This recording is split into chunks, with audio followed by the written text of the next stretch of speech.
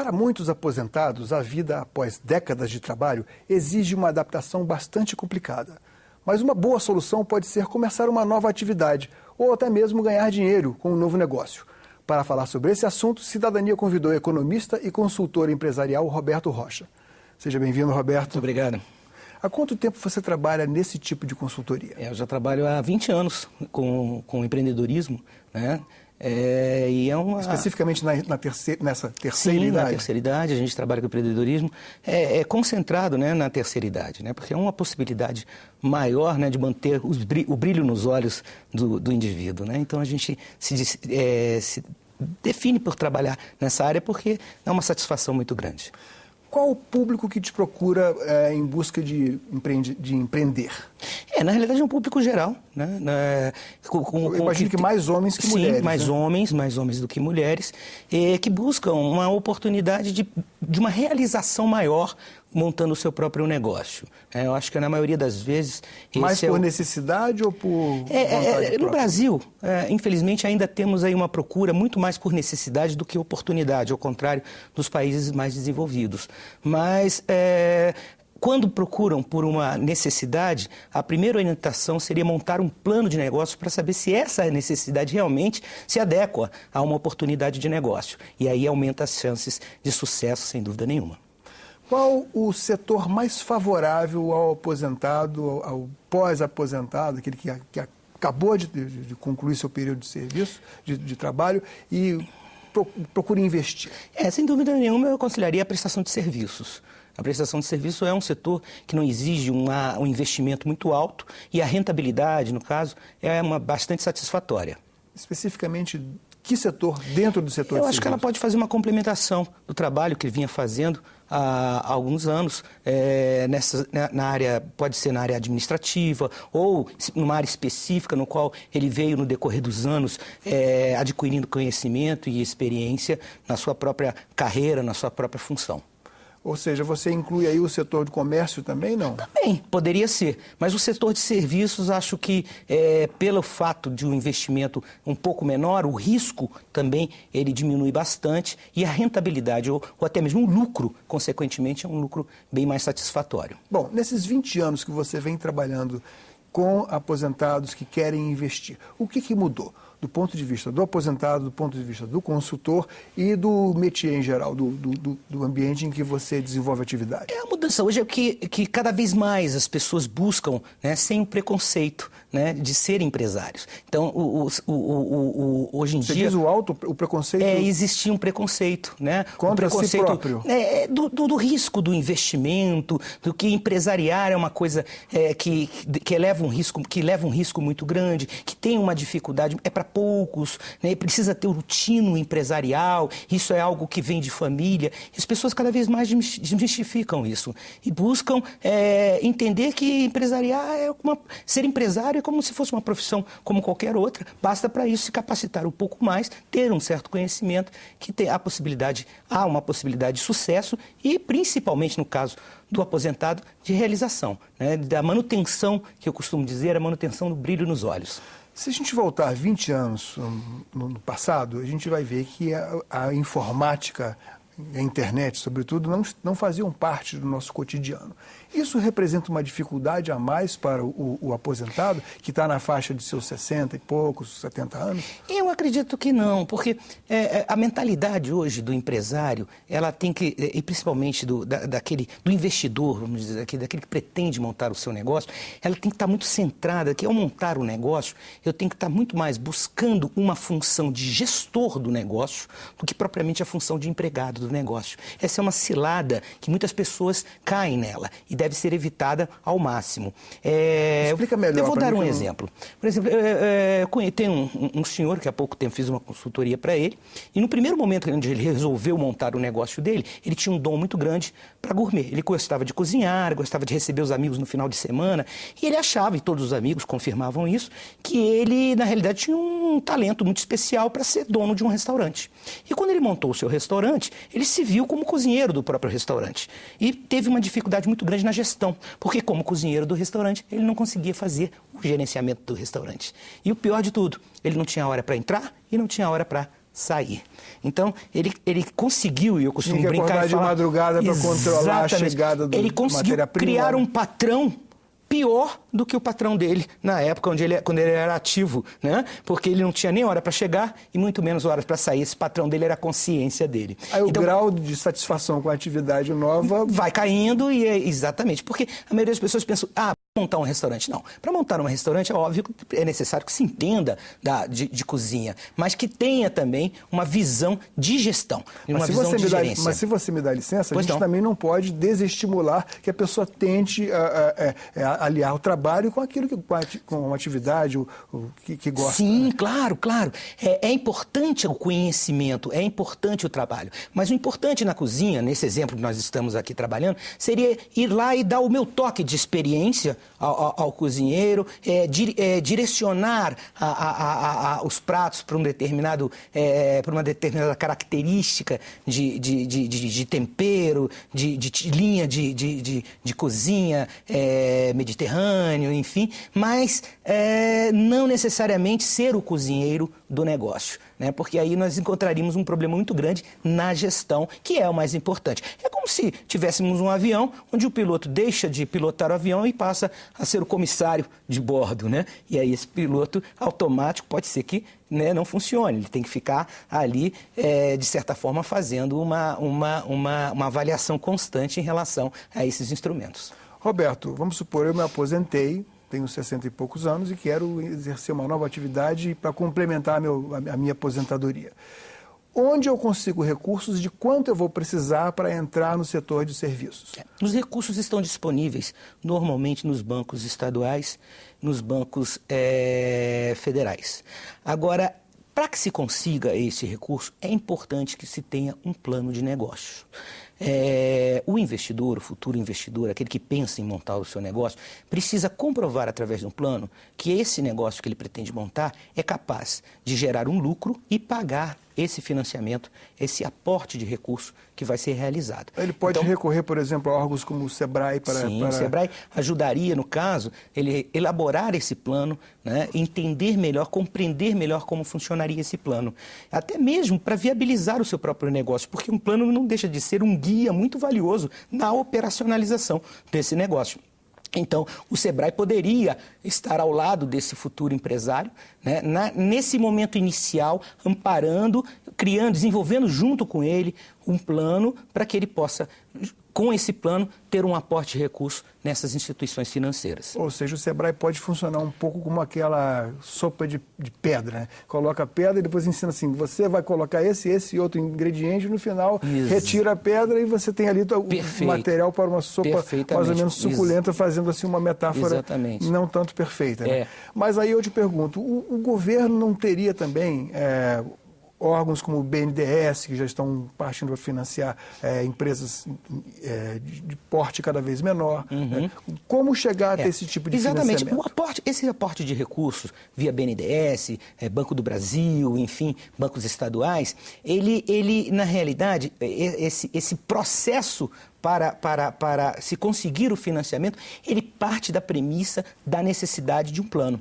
Então, todo o projeto para financiamento de uma empresa, é necessário que seja apresentado um projeto de viabilidade econômica financeira. E esse projeto de viabilidade... Quanto custa contratar alguém para escrever um projeto desse? O SEBRAE, já que você tocou no assunto, o SEBRAE, ele faz a elaboração desse projeto e subsidia, né? O SEBRAE, ele atende e subsidia o valor da elaboração desse projeto. O SEBRAE tem consultores que fazem parte do seu banco de consultores terceirizados e esses consultores elaboram o projeto e o SEBRAE, ele participa do pagamento desse consultor, né, por uma parte desse pagamento, subsidiando e cumprindo, assim, a sua função na sociedade. Facilitando, inclusive,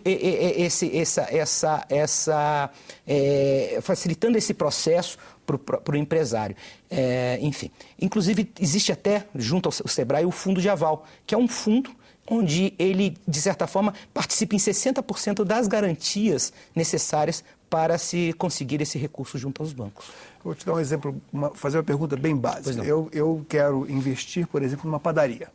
Eu tenho um imóvel, eu posso alugar um imóvel num lugar onde as padarias não atendem, não existe ainda padaria, eu quero investir, porque, enfim, todo mundo consome pão. Né? E aí, como é que eu devo agir? Vou ao Sebrae e ele diz, olha, é viável esse processo. De quanto eu vou precisar? Sim. Aí eu vou falar em números. Bom, vai depender muito do porte da padaria, né? Mas, na realidade, o Sebrae... Uma padaria simples de bairro. O Sebrae vai lhe ajudar a fazer o cálculo desse investimento inicial. E a gente tem que entender que o investimento inicial não fica apenas em função da compra de máquinas, equipamentos, móveis e utensílios. Você poderia ser mais específico e falar em números? Vou chegar. Ele precisa, na realidade, ter também, além da compra de máquinas e equipamentos, ele precisa também ter um aporte necessário de capital de giro inicial, que a gente chama. Então, eu posso estimar que o investimento inicial para uma padaria de bairro, de médio para pequeno porte, ficaria em torno, aí, com capital de giro, em torno de 450, 400 mil reais. É muita coisa. Né? É bastante. Para uma pessoa de 60 anos, por exemplo, eu consigo levantar esses 400 mil reais e para pagar em quanto tempo? Já que eu vou viver mais ou menos, aí, na melhor das hipóteses, uns 30, 35 anos. Na realidade, existe um prazo de carência para pagamento, normalmente de 1 a 2 anos de carência, na maioria dos financiamentos para investimento fixo, e uma amortização aí até 10 anos, 10, 15 anos. Né? Essa é a média dos financiamentos que a gente encontra aí. Eu teria que ter um lucro mensal de quanto inicialmente, até poder empatar? O que eu posso falar, na realidade, eu não teria como falar em lucro, mas eu poderia falar em rentabilidade. Sim. Veja bem, o que a gente tem que calcular é que a rentabilidade desse negócio tem que ser superior, obviamente, a taxa de juros que é aplicada ao financiamento. Então, quando a gente calcula a rentabilidade desse investimento e compara com a taxa de juros, quando ela é maior, ela é satisfatória, vale a pena empreender. E, normalmente, uma taxa de juros de rentabilidade satisfatória está na casa dos 5% até 10%. Já na área de serviços, como falamos no início da nossa entrevista, essa rentabilidade é maior. Ela chega até a casa dos 20% ao mês em termos de rentabilidade, em função da margem de lucro maior. O que nesse setor de serviços é mais rentável? E onde o idoso pode recuperar mais rapidamente o capital investido? Normalmente os trabalhos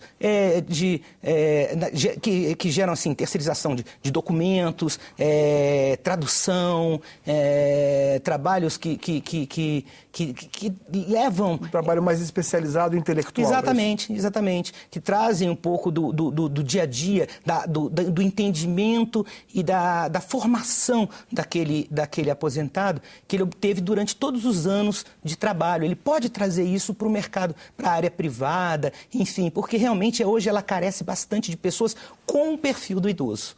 Isso é muito importante a gente ressaltar. Né? Na maioria das pessoas falam, mas o jovem tem uma grande vantagem no mercado de trabalho.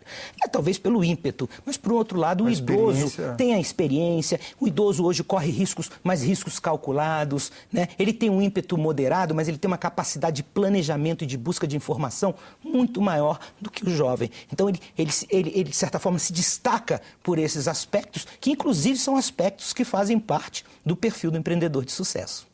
Eu vou pedir que você pense como pensa o gerente de banco, o responsável pelo financiamento. Uhum. Você acha que ele encara o homem de 30, 40 anos com da mesma forma que encara o homem de 60, 65? Eu acho que sim. Sabe por quê?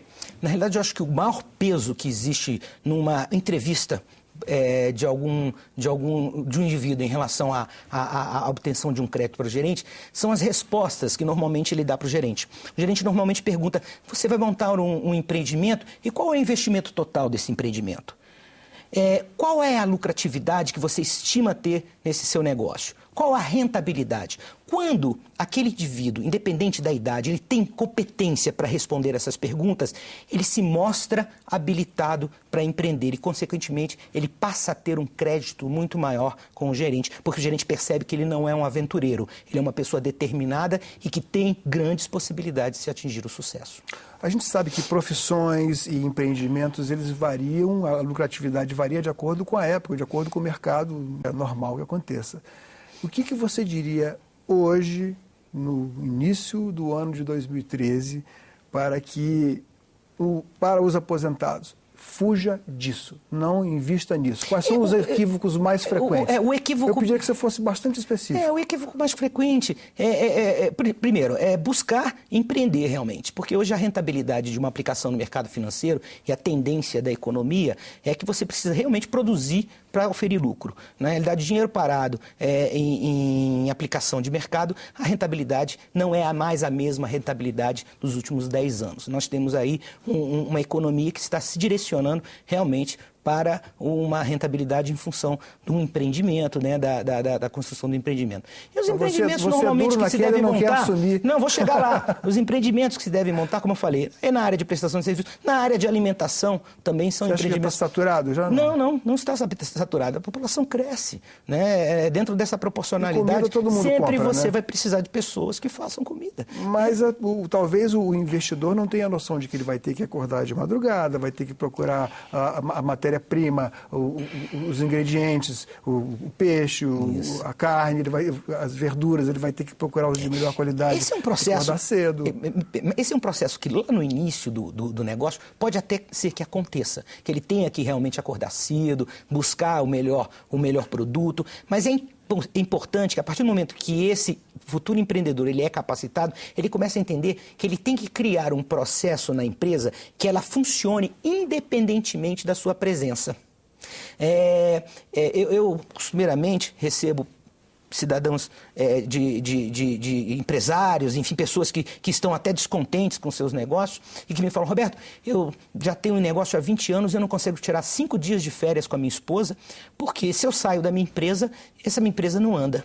Aquele raciocínio que o dono é o olho do dono que engorda os porcos. E aí eu imagino que por trás desse discurso não tenha realmente um discurso de competência. Por mais que esse cidadão queira dar esse tom de competência, ou seja, a minha empresa ninguém é tão competente como eu. Mas para mim esse discurso competente seria: olha, eu fiquei 30 dias fora com a minha esposa, fui para o Caribe, quando eu retornei, ninguém sentiu falta de mim.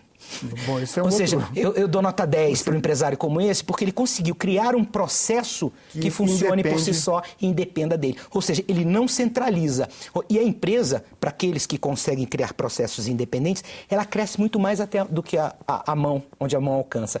Para aqueles que não conseguem, se são centralizadores, a empresa só vai até onde eles conseguem alcançar. Então, essa é uma visão moderna da administração e que a gente busca repassar para os nossos clientes. Eu pedi que você desse esse conselho, esse exemplo, em função de uma experiência que eu presenciei. Em 96, eu era funcionário público de um outro órgão e houve um plano de demissão voluntária onde eu trabalhava, 90 pessoas entraram.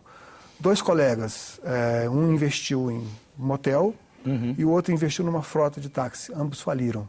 Ou seja, eles investiram naquilo que eles achavam que era algo que as pessoas iam procurar e ia ter uma procura muito grande, uma demanda muito grande, e ambos faliram. E desses 90 que entraram no plano de demissão voluntária, muitos nem eram idosos. Eu, por exemplo, na época tinha 20 anos a menos, tinha 40.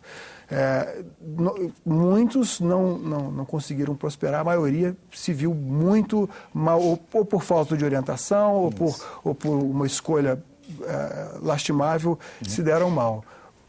Por isso que eu pedi que você... Eu inclusive, nessa época, eu trabalhava para o Sebrae como funcionário, inclusive, da casa, e participei do plano de demissão voluntária do Banco do Brasil. Foi o primeiro PDV que ocorreu no Banco do Brasil. E eu me lembro muito que o Sebrae ele propunha cursos de capacitação em gestão. Muitos fizeram curso e tiveram sucesso. Outros já não fizeram o curso, né, e não tiveram tanto sucesso assim, ou acabaram fechando as portas. Então, no frigir dos ovos, né? A capacitação, né? Conhecer, saber, investigar antes de investir é muito importante para que a gente aumente a possibilidade de sucesso do negócio, seja ele em qualquer momento da nossa vida. É importante, inclusive, é uma dica para aqueles que já estão na maioridade, que continue buscando conhecimento, que continue buscando entendimento, porque isso faz uma diferença muito grande no momento de empreender. Sem esquecer o brilho nos olhos. Muito obrigado. Muito obrigado. Obrigado pela sua presença. Foi um prazer. Cidadania entrevistou a economista e consultora empresarial Roberto Rocha sobre o tema empreendedorismo após a aposentadoria. Mande suas críticas e sugestões para o programa. Se quiser uma cópia, pode baixar via internet. O endereço é www.senado.leg.br/tv. Obrigado pela atenção e até o próximo Cidadania.